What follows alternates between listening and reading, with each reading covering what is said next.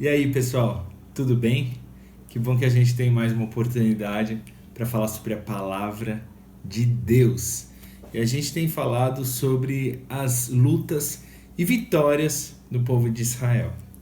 E essa aula, o tema é Deus te faz vencedor. Deus é quem te faz vencedor. E nós vamos ver isso através de uma história. A história que a gente vai acompanhar dessa vitória que Deus deu para o povo de Israel está lá em Êxodo 17, do versículo 8 até o 16. 8 versículos, é bem curtinho. E a história fala sobre quando o povo de Israel já tinha saído do Egito, já tinha passado o Mar Vermelho e estava vagando pelo deserto. Eles estavam perto da região de Refidim e os amalequitas, que era um outro povo inimigo que morava naquela região, quis atacá-los, quis guerrear com eles. E o que aconteceu? Moisés chamou Josué para liderar nessa guerra.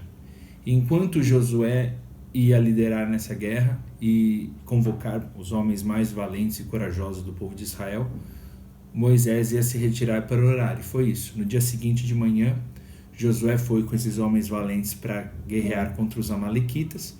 Enquanto isso, Moisés subiu no monte para orar e levou consigo Arão e Hur.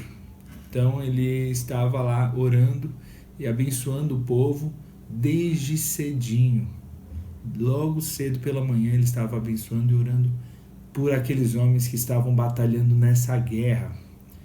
E o que acontecia? Quando ele levantava as mãos, estendia as mãos para abençoar com a vara de Deus, a vara que ele fez sinais e maravilhas, Israel prevalecia na guerra. Quando ele ficava com as mãos levantadas, Israel vencia. Quando ele cansava e abaixava os braços, os amalequitas venciam. E a guerra durou muito tempo e ele ficava cansado, ele não aguentava mais. E daí Arão e Hur, percebendo isso, pegaram uma pedra para ele se sentar. Então Moisés senta e eles, cada um de um lado, conseguem erguer a mão de Moisés. Moisés, segurando a vara, conseguiu abençoar o povo e eles prevaleceram a guerra e eles ficaram até o pôr do sol lutando e venceram. E isso é maravilhoso, a gente vê o quanto Deus abençoa o povo. E essa vara que Moisés tinha na mão foi a mesma vara que ele tinha na mão quando Deus o chamou para ser o libertador, na sarça ardente, lembra? Quando ele tem aquele encontro com Deus. E ele fala, eu não tenho nada, eu tenho uma vara, sou pastor. E Deus falou, essa vara que você tem na mão é que eu vou usar para fazer sinais. E foi essa vara que virou cobra e ele chamou a atenção de todo o povo do Egito. Foi essa vara que feriu as águas que viraram sangue, que feriu o pó e virou piolho, que ele levantou sobre as águas e vieram as rãs, que ele levantou nos céus e veio a tempestade, a saraiva. Foi a mesma vara que ele colocou no Mar Vermelho e o mar se abriu. Então a gente vê que essa vara representava a presença e o poder de Deus no meio do seu povo, representava a bênção de Deus.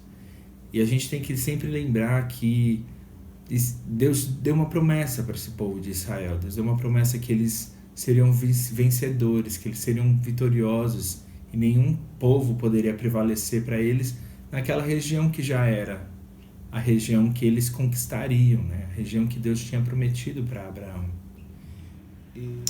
Israel não vencia porque ele tinha um exército poderoso, porque eles eram homens fortes, homens de guerra, homens treinados. E ele também não prevalecia porque eles tinham um ótimo líder, porque Moisés era alguém que sabia sobre guerra, que era estrategista. Não, eles venciam a guerra porque Deus era com eles. Eles venciam as batalhas porque Deus era fiel para cumprir a sua promessa, porque Deus era a força no braço do povo de Israel.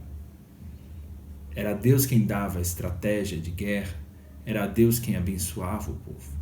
E a gente vai ver outras histórias também de guerras e batalhas em que Deus mostrou, deu muita inteligência para os líderes e fez coisas maravilhosas no meio do povo de Israel. E a gente tem muita lição ainda para aprender sobre isso, sobre batalhas, sobre guerras e sobre vitórias que Deus pode nos dar. E a vida aqui na Terra, realmente, como a professora Érica falou na aula passada, ela é cheia de desafios, né? Ela é cheia de lutas e nós precisamos ter a certeza de que nós não estamos sozinhos. O versículo da aula de hoje está lá em Salmos 46:1, que fala assim: Deus é o nosso refúgio e a nossa força, é o socorro que não falta em tempos de aflição. Então que você tenha essa certeza na sua vida. Ele é o teu refúgio, ou seja, é o lugar onde você pode correr. Deus é o lugar seguro. Então se você estiver em Deus, no tempo de aflição, quando quiserem te atacar, quando vier estiver passando por uma região, um problema difícil, por uma questão complicada na sua vida, saiba que Deus é o teu lugar de refúgio.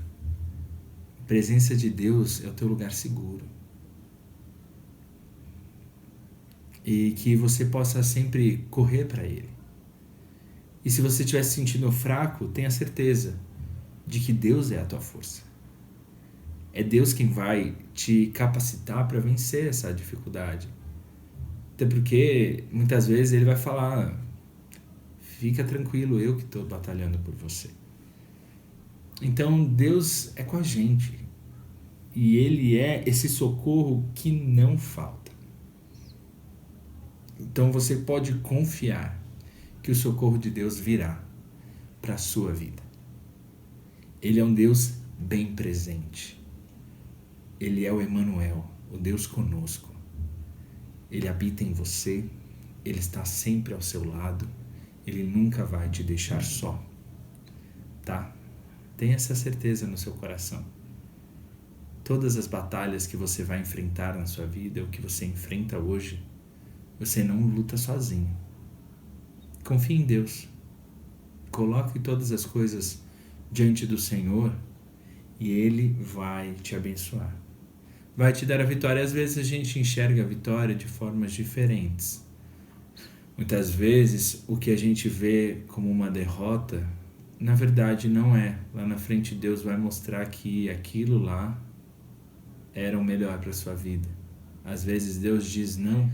O não de Deus é o melhor para você e é o sim para muitas outras coisas na sua vida. Então, creia que a sua vida está nas mãos de Deus e que todas as coisas realmente cooperam para o seu bem, tá? Mas vamos guardar esse versículo, hein? Deus é o nosso refúgio, Deus é o teu refúgio.